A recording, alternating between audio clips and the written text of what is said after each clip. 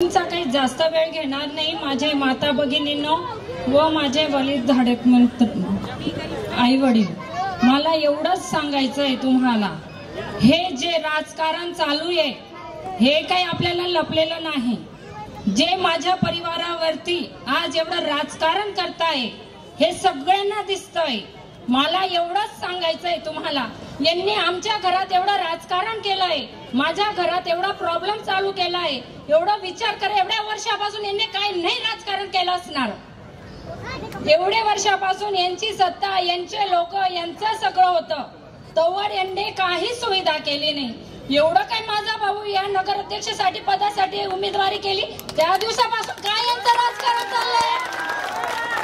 यांना एकच आहे, फक्त आम्ही आम्ही आम्ही आम्ही कशाला, आप जनता कशाला नको? ही नगरपालिका आप जनतेची आहे, तुमची नाही। का बरं तुम्ही आम जनता का उभी राहू शकत नाही? उमेदवारी का करू शकत नाही? हक्काचा माणूस का लढू शकत नाही? दारूचा धंदा काय लावला तुम्ही? दारूचा धंदा तुम्ही काय करतायत लोकांना माहित नाही। टक्केवारी चालते तुमची, लोक बोलत नाही तर लोकांना कळत नाही। ग्रॅज्युएट आहे आजच्या जनरेशन, लोक लय फास्ट आहे, मागे नाहीये। मागच्या लोकांनी यांना बसून ठेवलं म्हणून हे म्हणतात आमची सत्ता आमची सत्ता। कशाला चालेल तुमची सत्ता?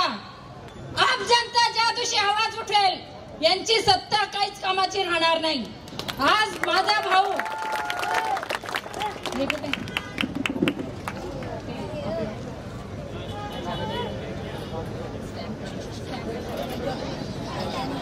मी बोलणार नाही, आमचं घर राजकारण नाही, राजकारण करता येत नाही, राजकारण बोलता येत नाही। जे बोलेल मनापासून बोलेल, माझ्या लोकांसाठी, माझ्या माता भगिनींसाठी बोलेल। हे स्टॅम्प पेपर का छापलाय? छापलाय कागद नाहीये, माझा भावाचा विश्वास आहे जनतेसाठी, लिहून दिलं आहे। हे सगळ्या सुविधा, ह्या सगळ्या सुविधा ज्यांनी करायला पाहिजे होत्या, माझा दादा स्टॅम्प पेपर स्वतःचा विश्वास लिहून देतोय। म्हणून मला जनतेला एवढंच सांगायचंय, विश्वास ठेवा व माझ्या दादाच्या पुढे पॅनलला विजयी करा आणि परत एकदा तुम्ही पूर्ण 5 वर्षानंतर म्हणशाल, भाऊ तुम आगे बढ़ो, हम तुम्हारे साथ है।